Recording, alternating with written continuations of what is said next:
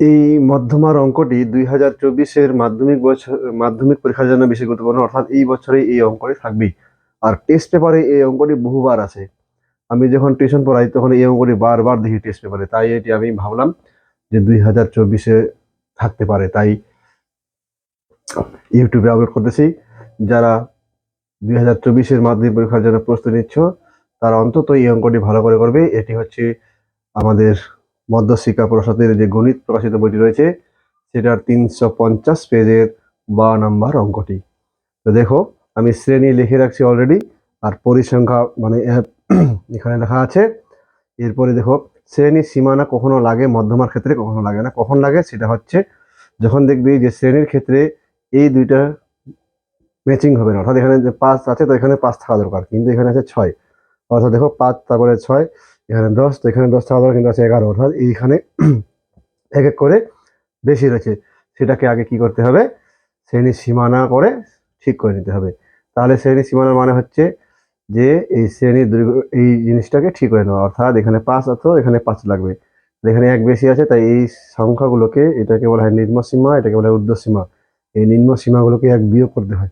1 থেকে 1 গেলে 0, 1 থেকে 1 গেলে 0, তো 6 থেকে 1 গেলে 5, 11 থেকে 1 গেলে 10, 16 থেকে 1 গেলে 15, 21 থেকে 1 গেলে 20, তারপর এখানে তাহলে হয়ে যাবে 25, এখানে হয়ে যাবে 30।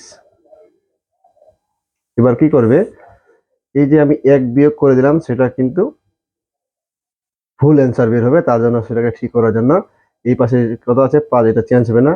এই পাশের সংখ্যাগুলো আমরা চেঞ্জ করব না, যেটা যেখানে ছিল সেটা সেখানেই বসে যাবে। কিন্তু আমাদের কি করতে হবে, এই যে আমি 1 বাদ দিয়েছি, ওই 1টার জন্য কি করতে হবে, এখানে 0.5, এখানেও 0.5, এরকম করে দিতে হবে। সবার ক্ষেত্রে সেম 0.5, 0.5, 0.5, 0.5, 0.5, এই পাশেও দিতে হবে। এটাকে বলা হয় ঊর্ধ্ব সীমানা। তো বোঝা গেছে, এই লাইনটা দিয়ে দিলাম। এবার সিএফ তো তোমরা অনেকেই জানো, কি করে করতে হয়, যোগ করে। সিএফ মানে হচ্ছে ক্রম যৌগিক পরিসংখ্যা, অর্থাৎ যোগ করে বসাতে হবে।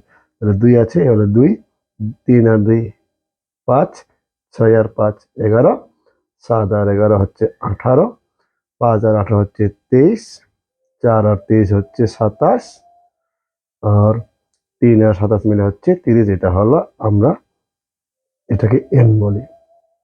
এবার সবচেয়ে বড় পরিসংখ্যাটাকে বলা হয় এফএম। যে সবচেয়ে বড় 7, সেটাকে আমরা বলি এফএম, অর্থাৎ এটাকে বলা হয় ফ্রিকোয়েন্সি মডিউল। তার ঠিক সোজা গিয়ে উপরেরটাকে বলা হয় সিএফ, এটাকে ধরতে হয় সিএফ, এবং তার সামনেরটাকে বলা হয় এল আই, এইটা হচ্ছে এল আই, আর এই ঘরটা লাগবে না। তাহলে এবার মধ্যমা বের করতে বলছে, তাহলে মধ্যমার সূত্রটি হলো, ইংলিশ দিয়ে সেটাকে মিডিয়ান বলা হয়, MIDAN, মিডিয়ান। সূত্রটি হচ্ছে L I plus n/2 minus CF by FM into h, এটা হলো সূত্র। এল মানে যে দেখা যাচ্ছে নিম্ন সীমানা 15.5, আর n/2 মানে n হচ্ছে 30, তার অর্ধেক 15, সিএফ মানে এই যে দেখা যাচ্ছে 11, আর এফএম হচ্ছে সবচেয়ে বড় সংখ্যা 7, আর এইচ হচ্ছে শ্রেণী দৈর্ঘ্য হচ্ছে 5। এবার কি করব, 15.5 তো আছেই, আর 15 থেকে 11 চলে গেলে হয় 4, তারপর ইন্টু 5, নিচে 7। এবার 15.5 আর 4 5 20, নিচে 7। এবার কি করতে হবে, এই 7 দিয়ে 20-কে ভাগ করতে হবে। 7 দিয়ে 20-কে ভাগ করলে হবে 2.86 প্রায়। এবার আমি এটাকে যদি যোগ করি তাহলে 6টা থাকবেই, 0.8 5 13 3 হাতে 1, 0.8 বসে গেল, এখানে 15, এখানে 2 17, আর হাতে হলো 18। লিখতে হবে প্রায়, কারণ ভাগটা মিলবে না, 7 দিয়ে ভাগ করলে মিলে না। তো বন্ধুরা, কেমন লাগলো নিয়মটি? যদি ভালো লেগে থাকে তো অবশ্যই লাইক করবেন, আর চ্যানেলটিকে সাবস্ক্রাইব করতে ভুলবেন না, কারণ আমার এই চ্যানেলটি মাধ্যমিক পরীক্ষার্থী এবং যারা চাকরির জন্য প্রস্তুতি নিচ্ছ তাদের ক্ষেত্রে অন্তত গুরুত্বপূর্ণ। ধন্যবাদ।